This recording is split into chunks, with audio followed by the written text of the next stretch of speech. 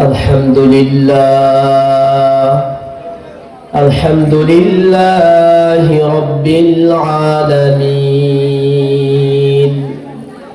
والصلاة والسلام على رسوله الكريم أما بعد فقد قال الله تعالى في كلامه المجيد أعوذ بالله من الشيطان الرجيم بسم الله الرحمن الرحيم وما أرسلناك إلا رحمة للعالمين وقال رسول الله صلى الله عليه وسلم لا يؤمن أحدكم حتى أكون أحب إليه من والده وولده والناس أجمعين صدق الله العظيم وصدق رسوله النبي الكريم ونحن على ذلك لمن الشاهدين والشاكرين والحمد لله رب العالمين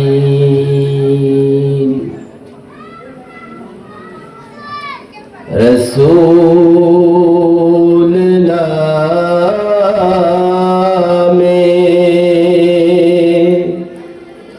কেলো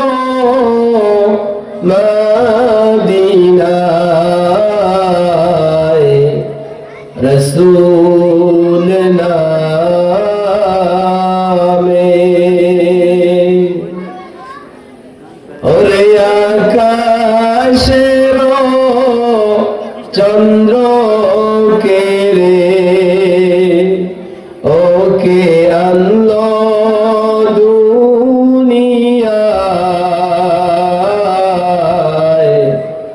रसूल नामे गलेते तस्वीरों माला के चले ओई कामली वाला रे गलेते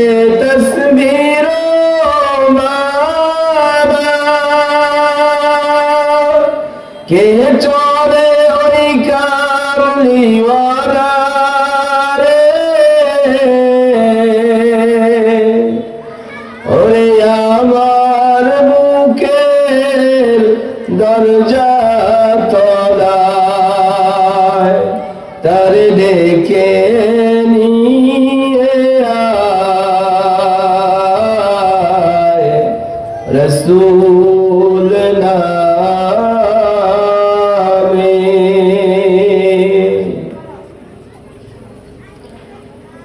মিরনগর দারুল কোরআন হাফিজিয়া মাদ্রাসার উদ্যোগে পাগড়ি প্রদান উপলক্ষে তৃতীয় বার্ষিক ওয়াজ মাহফিল। আজকের মাহফিলের সভাপতি হাফেজ মাওলানা মোহাম্মদ রাশিদুল ইসলাম সাহেব, প্রধান বক্তা আলহাজ হাফেজ মাওলানা হেদায়েতুল্লাহ নোমানী সহ অনেক উলামা ইকরাম, প্রধান অতিথি জনাব মোহাম্মদ আখিরুল মিয়া আর অনেক অতিথি রয়েছেন। আল্লাহ রাব্বুল আলামিন আমাদেরকে আজকের এই জালিসুর রহমান বেহেশতের বাগানে বরকতপূর্ণ মাহফিলে আসার বসার তৌফিক দিয়েছেন। এজন্য আপনারা খুশি নেবেন না? খুশি হলে তো খুশির আওয়াজ একটু বেশি হয়। অল্প খুশি হয়েছেন না বেশি? আজকে কোরআন হাদিসের মাহফিল বিদায়ী লোকজন একটু কম, ঠিক কিনা বলেন? যদি গান বাজনা হইতো এই প্যান্ডেলে মুরব্বী যারা আছেন তাদের কি জায়গা পাওয়া যেত? যুবকদের এমন ঢল নামতো, মুরব্বীরা তো আসতো না, যদিও আসতো তারপরেও তারা এই প্যান্ডেলের মধ্যে আসতে পারত। এজন্য এই গান বাজনা মানুষ শুনে শুনে কোরআন হাদিস যে শুনবে সেই মন মানসিকতা, সেই পরিস্থিতি আর মানুষের মধ্যে নাই, কথা ঠিক কিনা বল? গান আবার দুই প্রকার। গান কয় প্রকার বলেন? দুই প্রকার। একটা হচ্ছে ডিজে গান, যেগুলো যুবকরা শুনে বক্সের বাড়িতে জাহান্নামে যে ফেরেশতারা পিটাইব আওয়াজটা কেমন হইব তার কিছুটা নমুনা এই বক্সের ডিজে গান থেকে পাওয়া যায়, কথা ঠিক কিনা বলে? এই গানের দ্বারা কিন্তু গুনাহ হয়। আরেক শ্রেণীর গান আছে, ওই গানের দ্বারা ঈমান চলে যায়, বলেন নাউজুবিল্লাহ। ওগুলো হচ্ছে বয়াতীদের গান, ভণ্ডাদের গান। এই গান বাজনা কইরা মানুষরে নিয়া তাদের গানের কথার বিশ্বাসে বিশ্বস্ত বানিয়া তাদের ঈমান হারা কইরা তাদেরকে মৃত্যুর মুখে ঠেলে দেয়, কথা ঠিক কিনা বলে?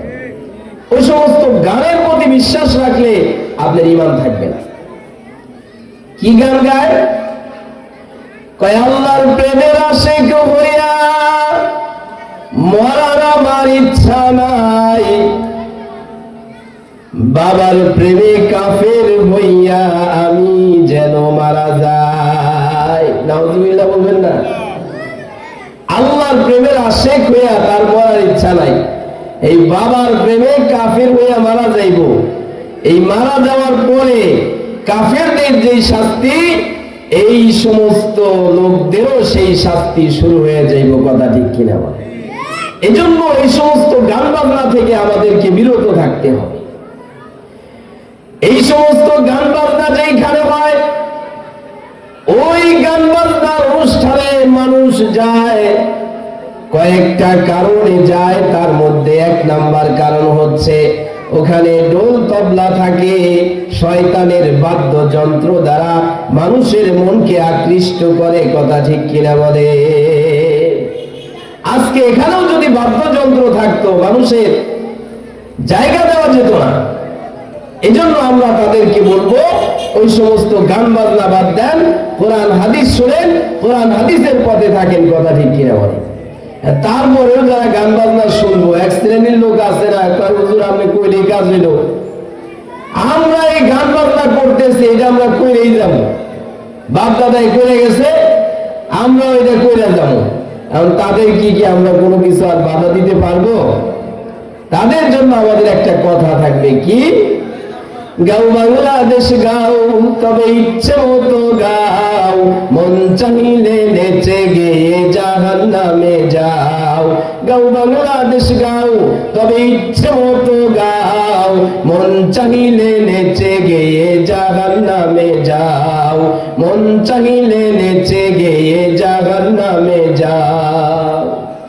যেমন ইচ্ছা তেমন কইরা মনের সুখে গান গাইবা, মাঝে মধ্যে তিরিং বিরিং কোমর ঘুরাই নাচিবা। যেমন ইচ্ছা তেমন কইরা মনের সুখে গান গাইবা, মাঝে মধ্যে তিরিং বিরিং কোমর ঘুরাই নাচিবা।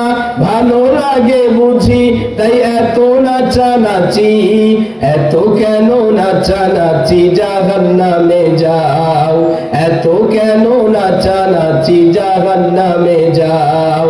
গাও বাংলাদেশ গাও, তবে ইচ্ছে মতো গাও, মন চাহিলে নেচে গেয়ে জাহান্নামে যাও, কথা ঠিক কিনা বলেন? এই জন্য যদি গান বাজনা নাই ছাড়তে পারো, জাহান্নামে যাওয়ার যদি এত ইচ্ছা হয় তো যাও। আমাদের তো বলা উদ্দেশ্য কাউকে মারপিট কইরা ফিরানো এই দায়িত্ব কোনো আলেম ওলামাকে দেওয়া হয় না।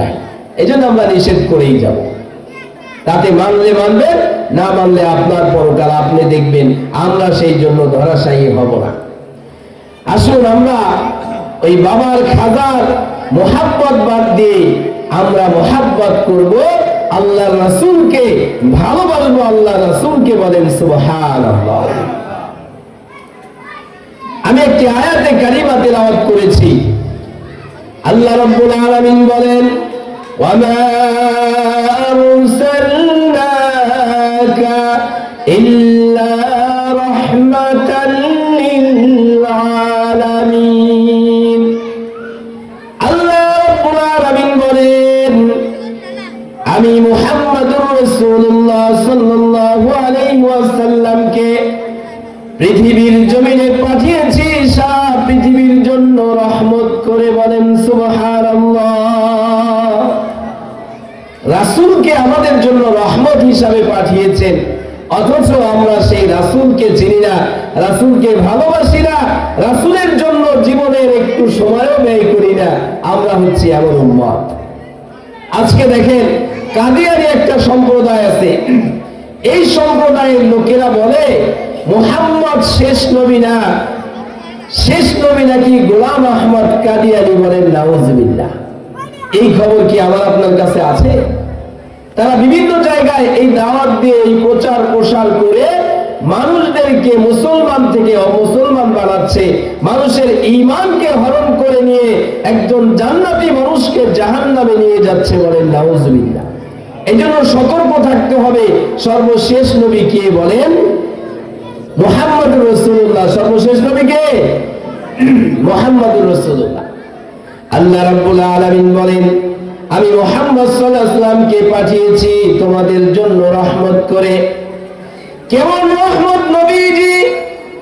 রাসূল করিম সাল্লাল্লাহু আলাইহি ওয়াসাল্লামের ইতিহাস পড়লে দেখা যায়, আল্লাহর নবীকে যখন আল্লাহ রাব্বুল আলামিন দুনিয়ার জমিনে পাঠালেন, তৎকালীন সময়ের নিয়ম ছিল মক্কায় যে সমস্ত শিশু জন্মগ্রহণ করত, অনেক দূরে তাদেরকে পাঠানো হতো, যাতে গ্রাম্য পরিবেশে তারা সুন্দরভাবে বেড়ে ওঠে। শহরের পরিবেশটা একটু এলোমেলো থাকে, নোংরা থাকে, এতটা বাহিরের সুন্দর আবহাওয়া পাওয়া যায় না। এজন্য সন্তান জন্মগ্রহণ করলে একটু গ্রাম এলাকায় মহিলাদের কাছে দিয়ে দিত, তারা লালন পালন করত, 2-1 বছর গেলে এরপরে মোটা অঙ্কের কিছু টাকা পাইতো তারা। তো রাসূল সাল্লাল্লাহু আলাইহি ওয়াসাল্লাম যখন দুনিয়ার জমিনে আগমন করলেন, তখন সর্বপ্রথম রাসূল সাল্লাল্লাহু আলাইহি ওয়াসাল্লাম তার মা আমিনার দুধ পান করতে, বলেন সুবহানাল্লাহ। এরপরে রাসূল সাল্লাল্লাহু আলাইহি ওয়াসাল্লামের চাচা আবু লাহাবের এক দাসী ছিল সুয়াইবা, তার দুধ কয়েকদিন পান করছে। রাসূল সাল্লাল্লাহু আলাইহি ওয়াসাল্লামের জন্মের পরে বনু সাদ গোত্রের মধ্যে দুর্ভিক্ষ দেখা দেয়, অনাবৃষ্টির কারণে জমিনের মধ্যে ঘাস হয় না। বনু সাদ গোত্রের মহিলারা চিন্তা করলেন, চলো মক্কায় চলে যাই, ওখান থেকে যদি আমরা শিশু আনতে পারি, ওই শিশুকে 2-1 বছর লালন পালন করে যদি আমরা ফেরত দিতে পারি, তাহলে তাদের কাছ থেকে মোটা অঙ্কের কিছু টাকা পাওয়া যাবে। এই পরামর্শ করে কিছু মহিলা একসাথে হলেন, তার মধ্যে একজন হচ্ছে রাসূল সাল্লাল্লাহু আলাইহি ওয়াসাল্লামের দুধমা হযরত হালিমাতুস সাদিয়া রাদিয়াল্লাহু তাআলা আনহা। উনিও তাদের সাথে শামিল হইলেন, স্বামীকে সঙ্গে নিয়ে, বলেন সুবহানাল্লাহ। কারণ দুর্ভিক্ষ এমন একটা অবস্থা, তৎকালীন সময়তে এত চাউল ডাউল এত কিছু ছিল না।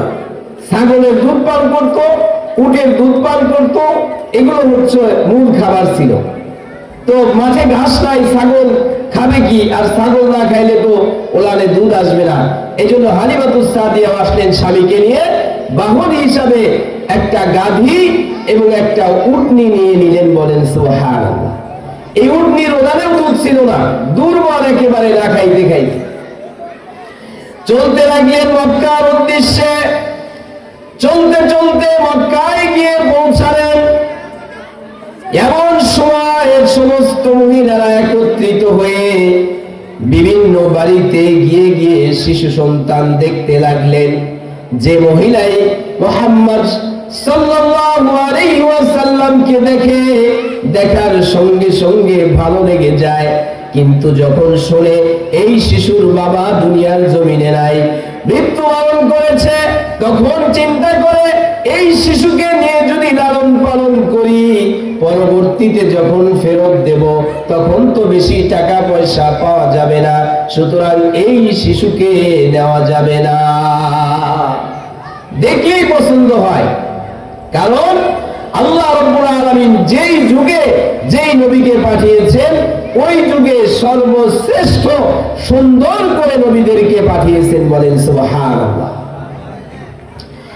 আমাদের নবীর সৌন্দর্যতা কেমন ছিল? হযরত হালিমাতুস সাদিয়া রাদিয়াল্লাহু তাআলা আনহা একদিন রাসূলের মা আমিনার কাছে বলতেছে, আমিনা, এই শিশু মুহাম্মদ এতটাই সুন্দর, আমি আমার জীবনে এত সুন্দর শিশু আর কোনোদিন দেখি না। আমিনার কাছে বলতেছে, রাসূলের মা আমিনা বলে, তুমি কয়টা এলাকা ঘুরছো? আমি তো সম্ভ্রান্ত পরিবারের মেয়ে, আমি বিভিন্ন জায়গায় ঘুরেছি, দেখেছি, আসলে আমিও দেখেছি যে আমার ছেলে মুহাম্মদের মতো এত সুন্দর শিশু আর কোথাও আমি দেখি নাই, বলেন সুবহানাল্লাহ। পাশ থেকে রাসূলের দাদা আব্দুল মুত্তালিব বলতেছে, ও হালিমাতুস সাদিয়া, ও আমিনা, তোমরা আর কয়টা শিশুকে দেখেছো? আমি তো পৃথিবীর বিভিন্ন দেশে যাই ব্যবসা করতে, অনেক শিশুকে আমার কাছে নিয়ে আসে, আমি তাদেরকে দেখেছি। মক্কায় যখন হজের সময় হয়, অনেক জায়গা থেকে লোকজন আসে তাদের সন্তানকে নিয়ে ফু দেওয়ার জন্য, একটু মাথায় হাত বুলিয়ে দেওয়ার জন্য নিয়ে আসে। আমি আমার জীবনে সফরে গিয়ে যত শিশুকে দেখেছি, আমার কাছে যত শিশুকে নিয়ে এসেছে, আমার নাতি মুহাম্মাদের চেয়ে সুন্দর আমি আর কাউকে দেখি না। হযরত জিবরাইল আলাইহিস সালাতু ওয়াস সালাম ডাক দিয়ে বলে, আব্দুল মুত্তালিব, তুমি আর কয়টা শিশুকে দেখেছো? আমি জিবরাইল আলাইহিস সালাতু ওয়াস সালাম আদম আলাইহিস সালাতু ওয়াস সালামকে জান্নাতে দেখেছি, হযরত নূহ আলাইহিস সালাতু ওয়াস সালামকে নৌকার মধ্যে চলতে দেখেছি, মূসা আলাইহিস সালাতু ওয়াস সালামকে আল্লাহর সাথে কথা বলতে দেখেছি, ইব্রাহিম আলাইহিস সালাতু ওয়াস সালামকে নমরুদের আগুনের মধ্যে দেখেছি, ঈসা আলাইহিস সালাতু ওয়াস সালামকে তার মায়ের কোলে দেখেছি। আমি যত নবী দেখেছি, যত মানুষ দেখেছি, যত শিশু দেখেছি, এই শিশু মুহাম্মাদের চেয়ে আর বেশি সুন্দর আমি কাউকে দেখি না। আল্লাহ রাব্বুল আলামিন ডাক দিয়ে বলে, জিবরাইল, দেখবি কেমনে মুহাম্মাদের চেয়ে সুন্দর? আমি আল্লাহ তো সৃষ্টির মধ্যে এত সুন্দর করে মুহাম্মদ সাল্লাল্লাহু আলাইহি ওয়াসাল্লাম ছাড়া অন্য কাউকে সৌন্দর্যতাই দেই নাই, বলেন সুবহানাল্লাহ। এজন্য ইউসুফ আলাইহিস সালাতু ওয়াস সালামের সৌন্দর্যতায় পাগল হয়েছিল জুলাইখা, সে পাগল হয়ে তাকে প্রেমের প্রস্তাব দিয়েছিল। কিছু মহিলারা ইউসুফ আলাইহিস সালামের সৌন্দর্যতা দেখে হাত কেটে ফেলেছিল, আর আমাদের নবীর সৌন্দর্যতা দেখে সাহাবীরা নিজের গর্দান দিয়ে দিয়েছে, জীবন দিয়ে দিয়েছে, বলেন সুবহানাল্লাহ। ওই রাসূল, যে কথা বলতেছিলাম, রাসূল সাল্লাল্লাহু আলাইহি ওয়াসাল্লামকে বরকত হিসাবে পাঠিয়েছেন আল্লাহ রাব্বুল আলামিন, রহমত হিসাবে। হযরত হালিমাতুস সাদিয়া রাদিয়াল্লাহু তাআলা আনহা উনিও শিশু মুহাম্মদকে কোলে নিলেন। দেখলেন এত সুন্দর শিশু, কিন্তু তার বাবা দুনিয়ার মধ্যে নাই, মারা গিয়েছে। এই শিশুকে নিলে তো আমি এত টাকা পয়সা পাবো না, তাহলে কি করা যায়? অন্য এক বাড়িতে চলে যাই। চলে গেলেন অন্য এক বাড়িতে, যেখানেই যায় অন্য মহিলাদের কপালে সন্তান জোটে, কিন্তু হালিমাতুস সাদিয়া রাদিয়াল্লাহু তাআলা আনহা উনার আর কোনো সন্তান মিলতেছে না, কারণ আল্লাহ রাব্বুল আলামিন তার তকদিরে রেখেছেন সর্বশ্রেষ্ঠ রহমত, সর্বশ্রেষ্ঠ নবী মুহাম্মদকে, বলেন সুবহানাল্লাহ। এজন্য আল্লাহ যার কপাল ভালো রাখেন তাকে একটু কষ্ট দেন, তারপরে সুখ দেন, সুবহানাল্লাহ বলে। আমরা আসলে অনেক সময় বুঝি না, এক লোক বিদেশ যাবে, তো তার একটু দেরি হয়ে গেছে, রাস্তায় বিমানে যায় আর সময় পায় নাই, বিমান ছেড়ে দিছে। ওই লোকটা বারবার আল্লাহকে দোষারোপ করতেছে, আল্লাহ তুমি আমারই কপালে লিখে রাখলা যে সবাই চলে গেল, আমি যাইতে পারলাম না, আমার চেয়ে হতভাগা মনে হয় আর কেউ নাই। এই কথা বলে বলে আল্লাহকে দোষারোপ করতেছে আর বসে বসে গালিগালাজ করতেছে। একটু পরে শুনে বিমানটা দুর্ঘটনা ঘটেছে, পরে পুরে সমস্ত মানুষ মারা গিয়েছে। এখন বলেন ওই লোকটা কি আরো আল্লাহর গালিগালাজ করবো না আল্লাহর প্রশংসা করবো? প্রশংসা করবো যে আল্লাহ তুমি আমার কপালই ভালো রেখেছো। তো হালিমাতুস সাদিয়া কাউকে পাচ্ছে না, কারণ কি আল্লাহ পাক মহান এক দৌলত তার মধ্যে দেবেন, বলেন সুবহানাল্লাহ। হালিমাতুস সাদিয়া রাদিয়াল্লাহু তাআলা আনহা চলে আসলেন, স্বামীকে বললেন, স্বামী গো আমি কোন জায়গায় সন্তান পাচ্ছি না, একেবারে খালি হাতে ফিরে যাওয়ার চেয়ে এই শিশু মুহাম্মদকে নিয়ে যাই, হয়তো আল্লাহ তাআলা এতে বরকত দান করবে, বলেন সুবহানাল্লাহ। হযরত হালিমাতুস সাদিয়া রাদিয়াল্লাহু তাআলা আনহা শিশু মুহাম্মদকে যখন কোলে নিলেন, তার স্তনে দুধ ছিল না, তার একটা সন্তানও ছিল, ছেলে সন্তান। অনাহারের কারণে সে খেতে পারত না, দুধ আসবে কোত্থেকে স্তনে। আল্লাহর নবীকে যখন কোলে নিয়েছে, রাসূল সাল্লাল্লাহু আলাইহি ওয়াসাল্লাম বুকের মধ্যে স্তনের মধ্যে মুখ লাগানোর সঙ্গে সঙ্গে তার দুইটি স্তন আল্লাহ রাব্বুল আলামিন দুধ দিয়ে ভরপুর করে দিয়েছে। এজন্য আল্লাহ বলেন, ওমা আরসালনাকা ইল্লা রাহমাতাল লিল আলামিন, আমি রাসূলকে রহমত করে দুনিয়ার জমিনে পাঠিয়েছি। হালিমাতুস সাদিয়া তার স্বামীকে বললেন, স্বামী গো অনেক বরকতময় এক শিশু পেয়েছি, চলো যাই তাঁবুর মধ্যে বসে পড়ি, আগামীকালকে সকালে বাড়ির উদ্দেশ্যে রওনা দেব। গিয়ে তাঁবুর মধ্যে, এরকম একটা তাঁবুর মধ্যে বসেছে, বসে দেখে যে উটনি নিয়ে আসতেছিল, উটনির ওলানে দুধ ছিল না, জীর্ণ শীর্ণ, ওই উটনির ওলানটা দুধে ভরপুর হয়ে গেছে, বলেন সুবহানাল্লাহ। হযরত হালিমাতুস সাদিয়া রাদিয়াল্লাহু তাআলা আনহা স্বামীকে ডেকে বলে, স্বামী গো দেখো আমাদের উটনির ওলান দুধে ভরপুর হয়ে গেছে, এটা সম্পূর্ণটাই হয়েছে শিশু মুহাম্মদের জন্য।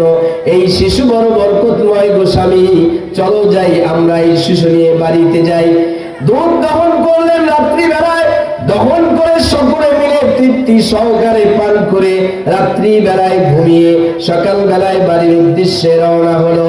যেই বাহন, যেই উটনি, যেই গাধি আসার সময় চলতে পারতো না, জীর্ণ শীর্ণ, এখন সেই গাধি এমন ভাবে দৌড়াচ্ছে, উটনি এমন ভাবে দৌড়াচ্ছে যে অন্য অন্যদের বাহন তাদের সাথে চলতে পারতেছে না। এই বরকত কে দিয়েছে বলেন? কার জন্য দিয়েছে? নবী মুহাম্মদের জন্য দিয়েছে। হযরত হালিমাতুস সাদিয়া চলতে শুরু করলেন সকালবেলা। বাড়িতে গিয়ে দেখেন আসার সময় যেই ছাগলগুলি দুধ শূন্য ছিল, ছাগলের ওলানে দুধ ছিল না, ওই ছাগলগুলির ওলান, প্রত্যেকটা ছাগলের ওলান আল্লাহ রাব্বুল আলামিন দুধে ভরপুর করে দিয়েছে, বলেন সুবহানাল্লাহ। ওই রাসূলের মুহাব্বত, ওই রাসূলের ভালোবাসা যদি আমাদের অন্তরে থাকে, আল্লাহ রাব্বুল আলামিন আমাদেরকেও রহমত দান করবে, বলেন সুবহানাল্লাহ। আমরা তো রাসূল চিনি নাই, আমরা চিনছি নিজের পরিবার, এজন্য পরিবারের পিছনে দৌড়াইতেছি। আমরা চিনছি ব্যবসা বাণিজ্য, ব্যবসা বাণিজ্যের দিকে দৌড়াচ্ছি। আমরা চিনছি নিজের ছেলে মেয়েকে, ছেলে মেয়ের পিছনে সময় দিচ্ছি। আমরা চিনেছি দুনিয়ার বাড়ি গাড়ি, টাকা পয়সা, ধন সম্পদ, এজন্য এগুলোর প্রতি আমরা সময় দেই। যদি নবী মুহাম্মদকে চিনতাম, তাহলে মুহাম্মদ সাল্লাল্লাহু আলাইহি ওয়াসাল্লামকে পাওয়ার জন্য আমরা সর্বোচ্চ চেষ্টা করতাম, সময় দিতাম, বলেন কথা ঠিক কিনা? আমরা চিনতে পারি না।